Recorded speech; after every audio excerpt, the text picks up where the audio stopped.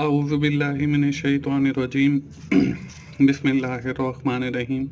अस्सलाम वालेकुम दोस्तों, मैं हूं मोहसिन रफ़ा और आप लोग देख रहे हैं 24/7 टीचर्स ऑनलाइन। दोस्तों, हमारी असेंबली लैंग्वेज एंड प्रोग्रामिंग की क्लास चल रही है और आज उस सीरीज़ का हमारा 10वां लेक्चर है। दोस्तों, मुझे पूरी उम्मीद है कि आप लोग असेंबली लैंग्वेज प्रोग्रामिंग ना सिर्फ उसके कॉन्सेप्ट्स को सीख रहे होंगे बल्कि आप एक अच्छे प्रोग्रामर बनने की तरफ भी रवां दवां हैं। दोस्तों, आज की क्लास का जो हमारा टॉपिक है वो है बेसिकली वेरिएबल्स। हमने पिछली क्लास के अंदर क्या किया था? हमने पिछली क्लास के अंदर एक प्रोग्राम लिखा था जिसके जरिए मैंने आप लोगों को करैक्टर प्रिंट करके स्क्रीन के ऊपर दिखाए थे और साथ ही आप लोगों को स्ट्रिंग प्रिंटिंग भी करके दिखाई थी। दोस्तों, आपको याद होगा कि जब हम लोग स्ट्रिंग प्रिंट कर रहे थे स्क्रीन के ऊपर, तो उस वक्त मैंने एक वेरिएबल यूज़ किया था और फिर उसको लोड इफेक्टिव एड्रेस की कमांड के ज़रिए आप लोगों को स्ट्रिंग जो है कंप्यूटर की स्क्रीन के ऊपर प्रिंट करके दिखाई थी। यहाँ तक तो थी दोस्तों हमारी पिछली क्लास। दोस्तों, मैंने आपको वहाँ पे ये भी बताया था कि यहाँ पे ये जो हम वेरिएबल पढ़ रहे हैं ये हम आइंदा आने वाली क्लास के अंदर देखेंगे कि वेरिएबल्स बेसिकली होते क्या हैं और इनको हम असेंबली लैंग्वेज प्रोग्रामिंग के अंदर कैसे डिक्लेयर करते हैं और इस वेरिएबल का नाम हम कैसे रखते हैं, हम उस वेरिएबल का साइज कैसे डिफाइन करते हैं, हम उन वेरिएबल्स को वैल्यूज कैसे असाइन करते हैं। आज के प्रोग्राम में हम यही सब करने वाले हैं। उससे रिलेटेड मैं आपको एक सैम्पल प्रोग्राम भी करके दिखाऊंगा और आखिर में जो है आप लोगों को एक एक्सरसाइज दी जाएगी ये देखने के लिए कि आपको ये असेंबली लैंग्वेज का आज का जो हमारा लेक्चर है ये समझ आया है या नहीं आया है। तो दोस्तों, हम बढ़ते हैं अपनी आज की क्लास की तरफ और देखते हैं सबसे पहले कि वेरिएबल्स बेसिकली होते क्या हैं। Variables are the location in memory for storing data. के वेरिएबल्स जो हैं ये भी आपकी मेमोरी लोकेशंस हैं। पहले हम रजिस्टर्स के साथ जो है कुछ अच्छे अच्छे काम कर रहे थे, तो ये भी हमारी मेमोरी लोकेशन है जिसके ऊपर आप लोग अपनी जो है डेटा को स्टोर करते हो। जैसे हमने C++ के अंदर पढ़ा, वहां पे भी वेरिएबल्स होते हैं। वेरिएबल्स बेसिकली आपका जो प्रोग्राम एग्जीक्यूट हो रहा होता है, चल रहा होता है, तो उसके ऊपर आपका जो डेटा होता है उसकी वैल्यू जो है वेरिएबल की वो चेंज हो जाती है। तो आप कह सकते हैं कि variables are the location where we can store the data and that data can be changed at the execution or the running of that program. We call them variable because they can contain different values at different time. कि आपकी values वही change हो जाती हैं। The value of variable can be change as assembly processed. तो जब आपका assembly language का प्रोग्राम प्रोसेस होता है या एग्जीक्यूट होता है या रन होता है, तो at that time the value of that variable can be change, वो आपकी वैल्यू चेंज हो जाती है। The type of variable can not be change. आपकी जो टाइप है वेरिएबल की वो चेंज नहीं होती। Variable are one of the following type. आपके वेरिएबल जो हैं वो न्यूमेरिकल वेरिएबल भी हो सकते हैं, आपके लॉजिकल वेरिएबल भी हो सकते हैं और आपके स्ट्रिंग वेरिएबल भी हो सकते हैं। और ये हम आज की क्लास में हम न्यूमेरिकल टाइप के जो हमारे वेरिएबल होंगे उनके ऊपर बात करेंगे और आइंदा आने वाली क्लासेस के अंदर हम लॉजिकल और बाकी वाले वेरिएबल्स भी देखेंगे। तो दोस्तों, आपको अगली स्क्रीन के ऊपर नजर आ रहा है डिक्लेयरिंग वेरिएबल के हम जो है वेरिएबल को डिक्लेयर कैसे करते हैं। दोस्तों, अगर आपने C++ तो पढ़ी होगी पहले सेमेस्टर के अंदर, वहां पे आपने देखा होगा कि हम जब भी कोई वेरिएबल डिक्लेयर करते हैं, first of all we have to define the data type of that variable. For example हमने लिखा जी इंट, आगे उसका जो है वेरिएबल का नाम लिखा। अब यहाँ पे जो है यहाँ पे थोड़ा सा कुछ चेंज है। हम सबसे पहले जो है वेरिएबल का नाम लिखते हैं, then we have to define the data type of that variable और फिर हम उसको वैल्यू असाइन करते हैं। दोस्तों, अगर आपने C++ नहीं आपको समझ आ रही है तो उसकी भी मेरी इसी टीचर्स ऑनलाइन के ऊपर सीरीज अवेलेबल है, तो आप वहां से C++ भी सीख सकते हो। तो हम बढ़ते हैं जी अपने वेरिएबल की तरफ। मैंने आपको पहले भी बताया कि असेंबली लैंग्वेज के अंदर हम जो भी वेरिएबल डिक्लेयर करते हैं तो हम सबसे पहले जो है उस वेरिएबल का नाम लिखते हैं। और वेरिएबल का नाम जो है आप कुछ भी रख सकते हो। आप उसको var1 रख सकते हो, मतलब वेरिएबल 1। आप उसको num1 मतलब नंबर 1 रख सकते हो। इवन दैट कि आप अपना नेम भी जो है वो एज अ वेरिएबल नेम रख सकते हो। इसके बाद दोस्तों हमारे पास आती है वेरिएबल साइज, कि हमारा जो वेरिएबल है, अब जैसे हमने सी प्लस प्लस के अंदर पढ़ा, हम शुरू के अंदर लिखते थे जी इंट ए। अब इंट जो है that define the variable data type भी वो डिफाइन करता था, और उससे हमें पता चलता था कि ये 4 बाइट का है, ये 2 बाइट का है, ये 8 बाइट का है। तो इसी तरह जब हम असेंबली लैंग्वेज के अंदर कोई भी वेरिएबल डिक्लेयर करते हैं तो उसके साथ हम उसका साइज भी डिफाइन करते हैं। अब वेरिएबल के जो साइज हैं वो डिफरेंट आपके पास अवेलेबल हैं। दोस्तों आपको राइट स्क्रीन के अंदर आपको नजर आ रहा है जी डायरेक्टिव। हम कुछ डायरेक्टिव यूज करते हैं, उसका आगे पर्पस लिखा हुआ है और स्टोरेज स्पेस लिखी हुई है। अब इसके अंदर जो सबसे पहला डायरेक्टिव है वो है db। व्हेन जब हम वेरिएबल के नाम के साथ db लिखते हैं तो इसका मतलब यह है कि डिफाइन अ बाइट, कि हम एक जो वेरिएबल ले रहे हैं वो 1 बाइट का ले रहे हैं, उसकी जो स्टोरेज स्पेस है वो 1 बाइट है। जब हम वेरिएबल के नाम के साथ जो है dw लिखते हैं तो इसका मतलब यह है कि we are defining a word type of variable. हम वर्ड टाइप का एक वेरिएबल जो है वो डिफाइन कर रहे हैं, और उसकी जो स्टोरेज कैपेसिटी है वो 2 बाइट्स है। इसी तरह जब आप डी लिखते हो तो इसका मतलब ये है कि डिफाइन डबल वर्ड, और ये जब आप वेरिएबल डिफाइन करते हो तो इसका मतलब ये है कि वो आप 4 बाइट का वेरिएबल डिफाइन कर रहे हो। इसी तरह जब आप डी क्यू लिखते हो तो इसका मतलब डिफाइन क्वाड वर्ड, तो ये आपका 4 बाइट का एक वेरिएबल डिफाइन होगा। इसके बाद डी टी है डिफाइन 10 बाइट्स, तो ये आपकी 10 बाइट्स जो स्टोरेज स्पेस है वो आपके लिए मेमोरी के ऊपर एलोकेट कर देगा। तो इसलिए हम जब वेरिएबल साइज की बात करते हैं तो that can be DB, that can be DW, that can be D और that can be D Q, and the last one is the D T. आप इनमें से कोई भी वेरिएबल की जो है वो साइज के हवाले से db लिख सकते हैं, dw, dd, dq या dt, किसी भी टाइप का जो है आप वेरिएबल ले सकते हो। इसके बाद दोस्तों बारी आती है जी वैल्यू की, कि जब हम वेरिएबल का नाम लिख लिया, हमने उसकी जो है वो डेटा टाइप या हमने वेरिएबल का साइज डिफाइन कर दिया, उसके बाद हम उसको वैल्यू असाइन करते हैं उस वेरिएबल को। तो वो हम कैसे करते हैं? हमने 15 लिख सकते हैं हम, क्योंकि मैंने आपको बताया है कि in our today session we are talking about the numeric type of variable. हम न्यूमेरिक टाइप ऑफ वेरिएबल्स की बात करेंगे तो 15 लिख सकते हैं, आप उसको 10 लिख सकते हैं, आप उसको 100 लिख सकते हैं, आप उसको 5 लिख सकते हैं, या कोई भी और वैल्यू दे सकते हैं। दोस्तों यहां तक तो है हमारी डिक्लेरेशन ऑफ वेरिएबल। अब मैं आपको एक वेरिएबल जो है वो स्क्रीन के ऊपर डिक्लेयर करके भी दिखा देता हूं। जैसे यहाँ पे हमने सबसे पहले जो है now we have to declare a variable and assign a value, कि अब हम एक वेरिएबल डिक्लेयर करेंगे और फिर हम उसको एक वैल्यू भी असाइन करेंगे। तो यहाँ पे देखें मैंने लिखा जी var1, इसका मतलब ये है कि मैं वेरिएबल 1 डिफाइन किया है, उसके बाद कॉलन लगाया, उसके बाद मैंने db लिखा। अब db का जो मतलब है वो है डेटा डिफाइन बाइट।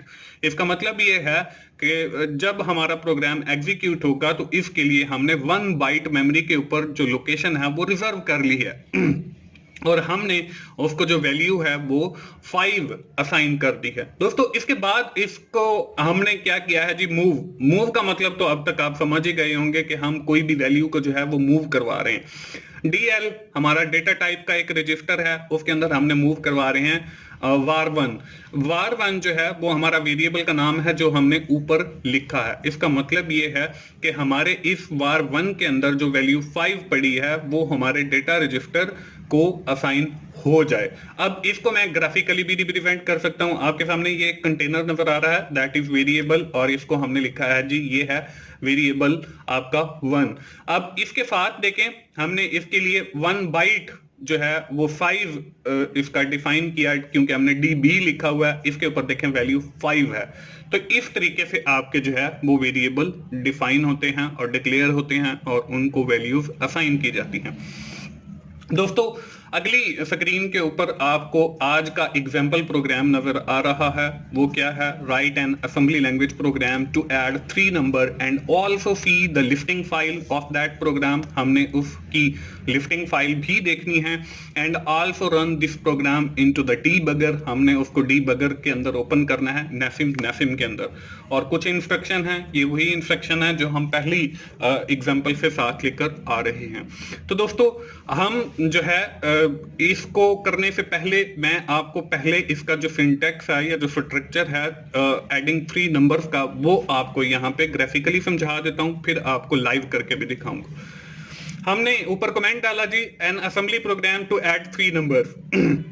इसके बाद हमने ऑरिजिनेट 0x100, ये भी मैं किसी एक लेक्चर में आपको समझाऊंगा कि ये हम ऑरिजिनेट 0x100 ऑफसेट जो है वो क्यों लिखते हैं। अभी जो है फॉर द टाइमिंग बस आप इसको याद रखें कि जब भी आप नेसिम के लिए कोई प्रोग्राम लिखोगे तो वहां पे जो है आप शुरू के अंदर ऑरिजिनेट 0x100 और ये ब्रैकेट्स शुरू और स्टार्टिंग के अंदर डालोगे और आखिर में भी डालोगे। ये आपने हर प्रोग्राम के अंदर लिखना है जो आपका नेसिम के अंदर चलेगा। और जो हमारा इम्यूलेटर है, जब आप इम्यूलेटर के अंदर ये प्रोग्राम लिखोगे तो वहां पे आपको ये ऑटोमेटिकली लिखा हुआ नजर आएगा, तो आपको वहां पे ये लिखने की जरूरत नहीं है। तो हमारा जो स्ट्रक्चर है एमुलेटर का डिफरेंट है और हमारा जो नेसिम है उसका स्ट्रक्चर हमारे प्रोग्राम लिखने का डिफरेंट है। तो इसके बाद हम लोग सबसे पहले जो है कुछ वैल्यूज को अपने रजिस्टर्स के अंदर मूव करवाते हैं और फिर हम जो है उनके लिए वेरिएबल डिफाइन करेंगे। अभी आप जो है पहली देखें कि यहाँ पे मैंने एक वेरिएबल लिया है और इसके अंदर मैंने 5 जो है वो स्टोर करवाया है। अब इसको मैं कमांड के जरिए कैसे लिखूंगा? मैं यहाँ पे लिखूंगा मूव ax और कॉमा और ब्रैकेट्स के अंदर वेरिएबल 1, कि ये जो मैंने वेरिएबल 1 बनाया इसके ऊपर जो वैल्यू 5 पड़ी है वो आपके ax रजिस्टर के अंदर डाल दे। अब इसको डालने के बाद हम इसके बाद दूसरा वेरिएबल लिखते हैं। दूसरा वेरिएबल मैंने लिया जी var2, वेरिएबल 2। अब यहां पे देखें उसको वैल्यू जो है कंटेनर के अंदर 10 पड़ी हुई है। अब इसको भी मैंने जो है एक रजिस्टर के अंदर स्टोर करवाना है, तो उसके लिए मैं कमांड लिखूंगा जी मूव bx हमारा एक रजिस्टर है, कॉमा और ब्रैकेट के अंदर मैंने लिख दिया जी वेरिएबल 2, के वेरिएबल 2 के ऊपर जो वैल्यू पड़ी है, क्योंकि ये जब हम ब्रैकेट लगाते हैं इट मींस कि हम उसको एड्रेस बता रहे हैं एक मेमोरी लोकेशन का, कि इस मेमोरी लोकेशन के ऊपर आपकी जो वैल्यू पड़ी है वो ax के अंदर मूव कर दो और var2 एड्रेस के ऊपर आपकी जो वैल्यू पड़ी है 10 उसको bx के अंदर मूव कर लें। अब देखें हमारे पास यहाँ पे वेरिएबल के अंदर 5 आ गया, यहाँ पे 10 आ गया। हम इन दोनों वेरिएबल को अब करेंगे ऐड। अब हमने ये जो वेरिएबल 1 के अंदर वैल्यू पड़ी है वो हमने ax रजिस्टर के अंदर रख ली है और वेरिएबल 2 के अंदर जो वैल्यू पड़ी है वो हमने bx रजिस्टर के अंदर रख ली है। तो हम यहाँ पे लिखेंगे एक कमांड ऐड का मतलब जो है वो एडिशन है और उसके बाद कॉमा ऐड के बाद स्पेस फिर ax bx। इसका मतलब ये है कि ax के अंदर जो वैल्यू आई है और bx के अंदर जो आपकी वैल्यू आई है उन दोनों को ऐड करो और वापस जो रिजल्ट है वो ax के अंदर रख दो। इसके बाद हम एक तीसरा वेरिएबल लेते हैं जिसके अंदर हमने var3 लिखा और इसको वैल्यू असाइन कर दीजिए 15। अब दोस्तों इस में देखें कि हमने वेरिएबल के अंदर 15 लिया और यहाँ पे मूव bx और वेरिएबल का एड्रेस दे दिया 3 का, तो वो हमारे वेरिएबल 3 के ऊपर जो वैल्यू पड़ी है उसको हमारे bx रजिस्टर के अंदर लोड कर देगा। अब देखें हमारे जो रिजल्ट है पहले वाला वेरिएबल 1 का और 2 का वो ax रजिस्टर के अंदर पड़ा हुआ है 15 और हमारे bx रजिस्टर के अंदर मजीद 15 आ गया है। तो हम एक ऐड की कमांड लिखेंगे जिसमें हमने लिखा ax, bx। इसका मतलब ये है कि ax के अंदर जो हमारा 15 पड़ा है उसको ऐड करो bx के 15 के साथ और रिजल्ट जो है वापस ax के अंदर स्टोर कर दो।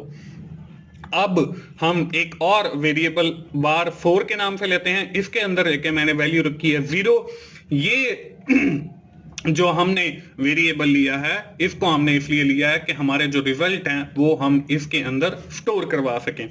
तो हम यहाँ पे लिखेंगे मूव और फिर वेरिएबल का एड्रेस लिखा कि यहाँ पे रखें ax के अंदर जो वैल्यू पड़ी है वो वेरिएबल 4 के अंदर आनी चाहिए और यहाँ पे 0 पड़ा है तो यहाँ पे हमारा 30 हो जाएगा। तो दोस्तों इस तरीके से हम ये अपना प्रोग्राम लिखेंगे। आखिर के अंदर हम लोग जो है मूव AH, 4CH और इंट 21H ये हमारा टर्मिनेशन ऑफ प्रोग्राम के लिए होगा। ये करने के बाद इसके नीचे दोस्तों आपने फिर डिफाइन करने हैं अपने वेरिएबल। यहाँ पे देखें मैंने आपको राइट साइड में दिखा दिए क्योंकि नीचे स्पेस नहीं है, तो आपने इसको इस टर्मिनेशन के बाद जो है वेरिएबल्स को डिफाइन करना है नेसिम के लिए। तो हम यहाँ पे क्या करते हैं, हम यहाँ पे जो है अपना फर्स्ट वेरिएबल var1 डिफाइन किया जिसकी हमने जो है वो 5 रखा DW और डिफाइन वर्ड और ये आगे 5 लिख दिया। ये हमारी वैल्यू आएगी क्योंकि हमने यहाँ पे 5 जो है वो कंटेनर के अंदर रखी थी। इसके बाद हम वेरिएबल 2 डिफाइन किया, इसको भी हमने DW के साथ डिफाइन किया 10, इसके अंदर हमने वैल्यू रखी। इसके बाद वेरिएबल 3 लिखा, कॉलन लिखा, DW डिफाइन वर्ड लिखा, फिर हमने 15 लिख दिया। ये हमारी लास्ट वाले वेरिएबल की वैल्यू है। इसके बाद हमने वेरिएबल 4 लिया, इसको भी हमने DW डिफाइन वर्ड के साथ लिया और इसके अंदर जो वैल्यू है वो 0 रख दी क्योंकि हमने इसके अंदर अपना रिजल्ट स्टोर करवाना है। तो यहाँ पे वेरिएबल 4 की बजाय आप रिजल्ट भी लिख सकते हो और उसको 0 कर सकते हो। हम चूंकि वेरिएबल का टॉपिक पढ़ रहे हैं तो इसलिए मैंने यहाँ पे चारों जो है वो वेरिएबल लिख दिए हैं। दोस्तों अब यहाँ से जो है हम लोग अपनी उस नेसिम वाले प्रोग्राम के लिए सबसे पहले जाएंगे नोटपैड के ऊपर ताकि हम अपना प्रोग्राम जो है वो लिख सकें। हमने नोटपैड ओपन किया। नोटपैड को ओपन करने के बाद यहाँ पे जो है मैं इसके अंदर प्रोग्राम लिखना शुरू करता हूं। सबसे पहले हम वही जो मैंने आपको बताया कि हम कमेंट डालेंगे कि असेंबली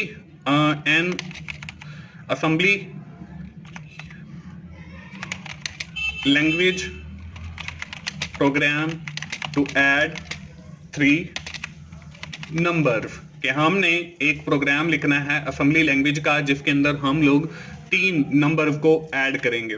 उसके बाद फिर मैंने आप लोगों को बताया था कि हम वही लिखेंगे ORG, ये हमारा लिखा जाता है ऑरिजिनेट के लिए कि हमारा जो ऑफसेट है वो सबसे पहले इसके लिए हम 0x0 100 00 लिखने के बाद इसके बाद हम अपना प्रोग्राम लिखते हैं। और मैंने आप लोगों को बताया था कि किसी एक लेक्चर के अंदर मैं आपको ये भी समझाऊंगा कि ये हमारा ये शुरू के अंदर ऑरिजिनेट 0x0 100 का क्या मतलब है और आपको लिस्टिंग फाइल के अंदर इसको दिखाऊंगा भी। लेकिन फॉर द टाइमिंग आप अपना इतना याद रखें कि जब भी हम नेसिम के लिए कोई प्रोग्राम लिखेंगे तो उसके अंदर शुरू के अंदर ये हम ऑरिजिनेट 0x0 100 जरूर लिखेंगे। इसके बाद दोस्तों हम लोगों ने क्या किया था, हम लोगों ने लिखा था कि मूव AX और उसके बाद कॉमा लगा के हमने लिखा था कि जी var1 कि हमारी वेरिएबल 1 एड्रेस के ऊपर जो आपकी वैल्यू पड़ी है आप उसको AX रजिस्टर के अंदर मूव कर दो। उसके बाद हमने लिखा था जी मूव और लिखा था BX और इसके बाद हमने डाली थी 2 ब्रैकेट, इसके अंदर हमने लिखा था जी var2 कि हमारे वेरिएबल 2 के ऊपर आपकी जो वैल्यू पड़ी है आप उसको BX रजिस्टर के अंदर लिख दो। इसके बाद हम लोगों ने ऐड लिखा था, ऐड लिखने के बाद AX स्पेस AX BX कि हमारी AX के अंदर जो वैल्यू आई है और हमारी BX के अंदर जो वैल्यू आई है इन दोनों को ऐड करो और जो रिजल्ट है वो वापस AX के अंदर स्टोर कर दो। इसके बाद फिर हम लोगों ने एक थर्ड वेरिएबल लिया था जिसको हमने लिखा जी मूव और फिर हमने BX लिखा क्योंकि हमारा BX का जो रजिस्टर है वो अब फ्री हो गया है और इसके अंदर हमने लिखा जी ब्रैकेट के अंदर हमारा वेरिएबल 3 var3 कि आपके वेरिएबल 3 जो है वो उसके ऊपर जो वैल्यू पड़ी हुई है उस एड्रेस के ऊपर वो आपकी BX को असाइन कर दे। उसके बाद हमने फिर ऐड लिखा। अब देखें AX के अंदर हमारी पुरानी एडिशन का रिजल्ट पड़ा है 15, वो हमने इसका साथ लिखा और इसके साथ हम ऐड कर देते हैं BX के अंदर हमारी वेरिएबल 3 की जो है वो वैल्यू आई हुई है तो वो हमारा इसके अंदर ऐड करने के बाद वापस जो रिजल्ट है वो हमारे उस को दे देगा AX को। अब देखिए हमारा BX रजिस्टर जो है वो फिर फ्री हो गया। इसके बाद हम फिर एक और कमांड लिखते हैं जिसके अंदर मैंने लिखा जी मूव और मूव लिखने के बाद अब यहाँ पे मैंने शुरू के अंदर वेरिएबल का नाम लिख दिया है। इसका मतलब ये है कि मैं जो है इस वेरिएबल के अंदर रिजल्ट स्टोर करवाना चाह रहा हूं। कौन सा रिजल्ट? जो हमारा AX रजिस्टर के ऊपर पड़ा हुआ है। ये करने के बाद फिर हम इस प्रोग्राम का टर्मिनेशन कोड लिखेंगे, जो कि हमारे पास लिखा जाता है जी मूव AX, 0x4 C और 00। इसके बाद फिर हम वही इंट और 0x21, ये हमारा जो है वो टर्मिनेशन आ गया। इसके बाद दोस्तों मैंने आप लोगों को बताया था कि हम अपने जो है वो वेरिएबल डिफाइन करेंगे। तो यहाँ पे जो है हम सबसे पहले लिखेंगे जी var1 और इसको dw के साथ हमने लिखा डिफाइन वर्ड, और 5 हमने इसकी जो है वैल्यू लिख दी। इसके बाद फिर हमने क्या किया, फिर हमने लिखा जी var2 और कॉलन लगाया और dw डिफाइन वर्ड और इसको वैल्यू हमने 10 असाइन कर दी। इसके बाद वेरिएबल 3 लिखा, कॉलन लगाया और उसके बाद dw लिखा, dw डिफाइन वर्ड और अगली वैल्यू हमने 15 डाल दी। इसके बाद फिर हमने वेरिएबल 4 डाला और फिर 4 डालने के बाद dw लिखा और अगली वैल्यू हमने 0 लगा दी। इसके साथ ही हमारा जो प्रोग्राम है वो कंप्लीट हो जाता है। तो अब आपने क्या करना है, फाइल के ऊपर जाना है। फाइल के ऊपर जाने के बाद आपने इसको करना है सेव। अब हमने सेव कहाँ करना है, जहां पे हमारा नेफिम वाला फोल्डर पड़ा है उसमें जाने के बाद आप यहाँ पे फाइल के जहां पर नेम आएगा वहां पे आपने फाइल का नाम लिखना है। आज का हमारा जो लेक्चर है वो लेक्चर 10 है, तो हम लिखेंगे LEC लेक्चर 10 और आगे .asm। इसका मतलब ये है कि हमारी एक असेंबली लैंग्वेज की फाइल बना दो। उसके बाद हम लोग सेव के बटन पे क्लिक कर देंगे। ये हमने सेव के बटन पे क्लिक कर दिया तो हमारी ये जो फाइल है वो सेव हो गई। अब हम लोग क्या करेंगे, अब हम लोग अपना जो है वो डॉस बॉक्स वाला सॉफ्टवेयर ओपन करेंगे, क्योंकि जब हम नेफिम यूज करते हैं तो उसके लिए डॉस बॉक्स जो इमुलेटर है वो आपका ग्राफिकल यूजर इंटरफेस के साथ है। तो मैंने आपको बताया था कि हम कुछ प्रोग्राम जो है वो नेफिम के अंदर लिखेंगे और कुछ जो है वो इमुलेटर के अंदर। हमने पिछला प्रोग्राम इमुलेटर के अंदर लिखा था, तो अब जो है हम नेफिम के लिए, तो हम स्टार्ट के बटन पे क्लिक करते हैं और डॉस बॉक्स ओपन करते हैं। तो हमारे सामने जो है ये डॉस बॉक्स वाला जो सॉफ्टवेयर है ये ओपन हो गया। अब हम क्या करेंगे, अब हम इसके अंदर तो सबसे पहले वो वर्चुअल ड्राइव जो हम माउंट करते हैं वो करेंगे। तो हम यहाँ पे लिखेंगे जी माउंट लिखने के बाद हमारी जो ड्राइव है वो लिखेंगे जिसके साथ हम वर्चुअली माउंट करना चाहते हैं। तो मैंने लिखा जी एन के साथ हम माउंट करना चाहते हैं। जिस ड्राइव को आप माउंट करना चाहते हैं उस ड्राइव का नाम ई लिखा, कॉलन लगाया और बैकस्लैश के साथ हमने लिखा जी नेफिम, कि ई ड्राइव के अंदर जो आपका नेफिम वाला फोल्डर पड़ा है आप उसके वर्चुअली माउंट कर दें एन के साथ, एन ड्राइव के साथ। एंटर किया तो यहाँ पे मैसेज आ गया drive N is mounted as local directory E नेफिम। अब हम क्या करेंगे, हम अपनी उस वर्चुअल ड्राइव के अंदर जाएंगे, एन लिखा, कॉलन लगाया, एंटर किया तो हम अपनी उस ड्राइव के अंदर चले गए। अब देखें हम लोगों ने एक जो है वो फाइल लेक्चर 10 के नाम से बना के रखी हुई है, तो हम उसको सबसे पहले जो है वो कंपाइल कर लेते हैं। तो हम लिखेंगे नेफिम को हम पैगाम भेज रहे हैं कि ए नेफिम आप क्या करो, हम सबसे पहले लिखते हैं जी लेक्चर 10.asm कि इस फाइल को लो, इस फाइल से एक आउटपुट वाली फाइल -o लिखा, आउटपुट वाली फाइल जनरेट करो जिसका नाम रखो LEC lecture10.com। इसके बाद आप क्या करो, इसके बाद आप एक लिस्टिंग फाइल जनरेट करो। तो उसके लिए हम -l लिखा और लिखा लेक्चर 10.lft। जब आप ये लिख लें तो लिखने के बाद करें एंटर और इसके बाद आपको स्क्रीन के ऊपर कुछ नजर नहीं आएगा और इससे आपकी वो जो नेफिम वाला फोल्डर है जो ई ड्राइव के ऊपर हमारा बना हुआ है उसके अंदर 2 फाइल्स और बन जाएंगी, एक lecture10.com के नाम से, एक lecture10.list के नाम से, मतलब एक लिस्टिंग फाइल और एक आपकी एग्जीक्यूटेबल फाइल। अब हम क्या करते हैं, हम सबसे पहले मैं आपको इसकी लिस्टिंग फाइल दिखाता हूं, क्योंकि हमारी जो आज की एग्जांपल थी उसके अंदर रिक्वायरमेंट ही यही थी कि आप लोगों ने जो है उसको लिस्टिंग फाइल भी दिखानी है और उसको आपने डिबगर के ऊपर भी दिखाना है। तो हम सबसे पहले जो है इसकी लिस्टिंग फाइल देख लेते हैं। तो यहाँ पे लिस्टिंग फाइल देखने के लिए हम क्या करते हैं, एडिट लिखने के बाद आप लिखते हो जी lecture10.lft लिखने के बाद जब आप एंटर करोगे तो आपके सामने ये देखें वो जो हमने लिस्टिंग फाइल लिखी थी वो हमारे सामने जो है ओपन हो गई है। अब इसकी ये जो लेफ्ट साइड है इसके ऊपर आपको ऑफसेट नजर आ रहे हैं और ये जो आपकी राइट साइड है ये आपका वही प्रोग्राम लिखा हुआ नजर आ रहा है जो आपका इधर नोटपैड के अंदर लिखा हुआ है। दोस्तों ये हमारी लिफ्टिंग फाइल है। अब इसमें देखें हमारा वो प्रोग्राम भी और ये लिफ्टिंग फाइल भी नजर आ रही है। किसी एक लेक्चर के अंदर मैं आपको ये भी समझाऊंगा कि ये ऑफसेट जो आपको नजर आ रहे हैं और उनके आगे ये जो सारा कोड लिखा हुआ है ये क्या है। लेकिन अभी आप फॉर द टाइम बीइंग इतना याद रखें कि ये सिर्फ हमारी एक लिफ्टिंग फाइल है। अब यहाँ पे भी आप इवन दैट के एडिट भी कर सकते हैं अपने प्रोग्राम को और फिर दोबारा सेव भी कर सकते हैं। हम जो है इसको फिल वक्त जो है वो क्लोज कर देते हैं क्योंकि हमने सिर्फ अभी जो है वो लिफ्टिंग फाइल देखनी थी। हम फाइल पे क्लिक करेंगे और इसको कर देंगे एग्जिट। एग्जिट करने के बाद हमारी जो दूसरी रिक्वायरमेंट थी इस क्वेश्चन की वो ये थी कि आपने अपना प्रोग्राम जो है वो डिबगर के अंदर ओपन करके उसके भी रिजल्ट आपने स्क्रीन के ऊपर डिबगर के अंदर दिखाने हैं। पहले जो है हम सारे जितने भी हमने पीछे प्रोग्राम देखे हैं हम उसके अंदर अपना जो रिजल्ट है वो स्क्रीन के ऊपर दिखा रहे थे, लेकिन अभी जो है हमने उसको डिबगर के अंदर दिखाना है। तो डिबगर के अंदर दिखाने के लिए हम लिखेंगे AFD का डिबगर हम लोग यूज करेंगे क्योंकि हमने शुरू में ही मैंने आप लोगों को बताया था कि AFD जो है वो नेफिम वालों का डिबगर है। इमुलेटर के अंदर तो वहीं पे ही डिबगिंग की सहूलत मौजूद है, लेकिन नेफिम के अंदर आपको कमांड के जरिए जाना पड़ेगा। तो यहाँ पे हमने AFD लिखा और उसके बाद हमारी जो फाइल थी वो थी lecture10.com। ये हमारी जो है वो एग्जीक्यूटेबल फाइल बनी थी। जब हमने लिखा और एंटर किया तो हमारे सामने ये एक ब्लैक स्क्रीन जो है वो आ गई और यही हमारा डीबगर है। दोस्तों अब इसके अंदर जो है आपको काफी सारी चीजें बताने वाली हैं और मैंने पहले भी आपको एक दिन जो है वो डीबगर के हवाले से बताया था। उसमें ये बताया था कि आपके जो शुरू के अंदर हैं वो आपको ऊपर जो है वो दिए हुए हैं रजिस्टर, उसके साथ आपको जो है वो स्टैक वाले पॉइंटर दिए हुए हैं, फिर आपको फ्लैग रजिस्टर दिया हुआ है, उसके साथ आपको डेटा विंडो दी गई है राइट साइड के ऊपर और बॉटम के अंदर भी आपको एक डेटा विंडो दी गई है।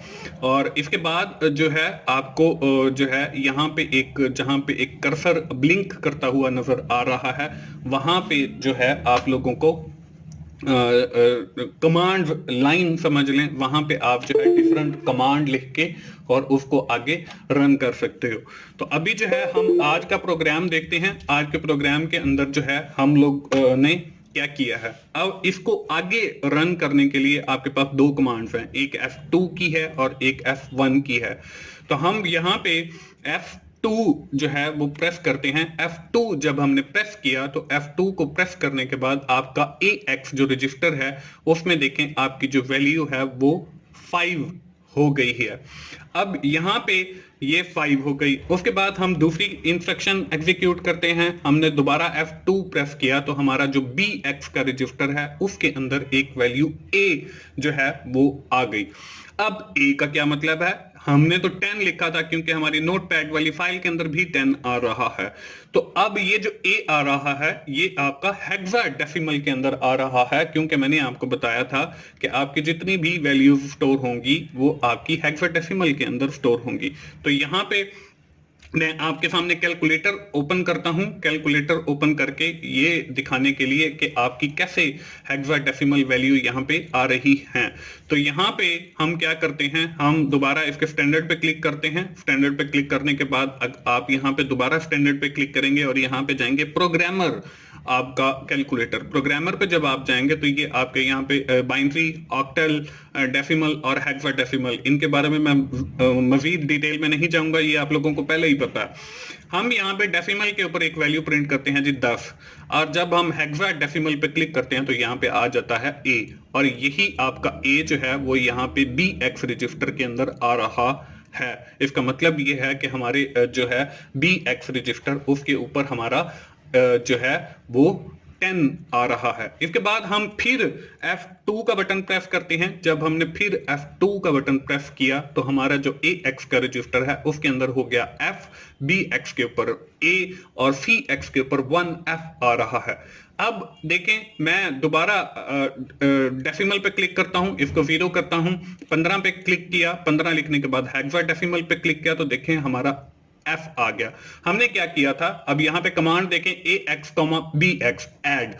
AX, B ऐड के साथ जब हमने ये किया तो हमारा 5 और 10 ऐड होकर वो 15 का जो रिजल्ट है वो AX के अंदर स्टोर हो गया और 15 जो है वो F बनता है। तो ये यहाँ पे F हमें नजर आ रहा है AX रजिस्टर के अंदर। इसके बाद फिर हम लोग क्या करते हैं, फिर हम लोग जो है यहाँ पे दोबारा इसको 0 किया, इसको दोबारा हम F2 की कमांड देते हैं। F2 की जब हमने कमांड दी तो यहाँ पे देखें फिर आपका AX के अंदर भी F आ गया और BX रजिस्टर के अंदर भी F आ गया। अब AX के अंदर जो F पड़ा है वो आपका जो 5 और 10 को हमने ऐड किया था 15 वो आ गया। और यहाँ पे जो है वो आपकी ये मूव BX के अंदर हम लोगों ने 15 को मूव करवाया था, तो इसलिए हमारा BX रजिस्टर के अंदर F आ रहा है। अब अगली कमांड जो है वो हमारी add AX, BX है, तो हम दोबारा F2 का बटन जो है वो प्रेस करेंगे और यहाँ पे जब हमने F2 का बटन प्रेस किया तो यहाँ पे देखें हमारी जो AX रजिस्टर के अंदर वैल्यू है वो 1E हो गई। अब ये क्या है, अब देखें हमने 5 के साथ 10 ऐड किया तो 15, 15 के साथ 15 ऐड करेंगे तो 30 होगा। तो 30 हम कैलकुलेटर पे टाइप करते हैं और इसके हेक्साडेसिमल वैल्यू देखते हैं तो वो हमारे पास जवाब जो है वो 1E आता है। तो इसलिए यहाँ पे हमारे पास AX रजिस्टर के अंदर जो है वो आ रहा है 1E। इसके बाद हम फिर F2 का बटन प्रेस करते हैं तो हमारे देखें यहाँ पे AX 4C00 और 21H आ रहा है। तो इसका मतलब ये है कि हमारा प्रोग्राम टर्मिनेट हो गया। यहाँ पे AX के अंदर 4C आ गया। हमारा जो प्रोग्राम है देखें यहाँ पे आ भी गया, प्रोग्राम टर्मिनेटेड ओके। तो हम जो है अपना जो डीबगर है इसको बंद कर देंगे। तो ये दोस्तों मैंने आप लोगों को करके दिखाया। इसके साथ ये कैलकुलेटर भी क्लोज और ये हमारा लेक्चर 10 भी क्लोज। तो दोस्तों ये थी हमारी आज की क्लास जिसके अंदर मैंने आपको 3 नंबर्स को ऐड करके दिखाया और फिर डिबगर के अंदर उनके स्क्रीन के ऊपर आपको प्रिंट करके भी दिखाया।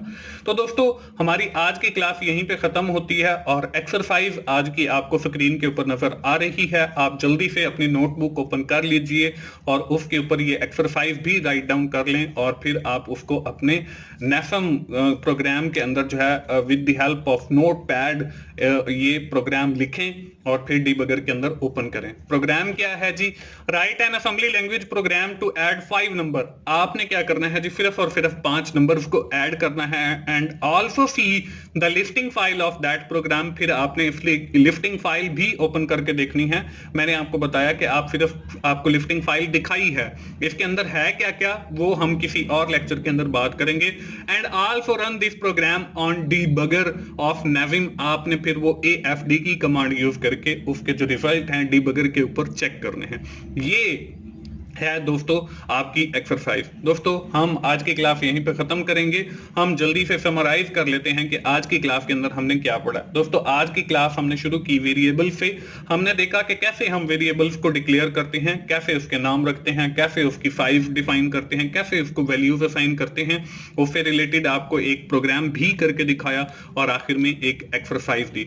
दोस्तों मुझे उम्मीद है कि आप लोगों को असेंबली लैंग्वेज की ये सीरीज पसंद आ रही होगी। अगर आपको मेरी वीडियोस अच्छी लग रही हैं तो आप उन्हें लाइक कीजिए, अपने दोस्तों के साथ शेयर कीजिए और कमेंट्स की सूरत में अपना फीडबैक दीजिए ताकि मैं और अच्छी वीडियोस आप लोगों के लिए बनाता रहूं। और मेरा चैनल 24/7 टीचर्स ऑनलाइन सब्सक्राइब कीजिए ताकि मेरी हर आने वाली वीडियो, हर आने वाला लेक्चर जो है वो आप लोगों तक पहुंच सके और आप उससे सीख सकें। दोस्तों मिलते हैं अगली असेंबली लैंग्वेज प्रोग्रामिंग की क्लास में। उस वक्त तक के लिए मुझे इजाजत दीजिए। थैंक यू वेरी मच दोस्तों। अल्लाह हाफिज।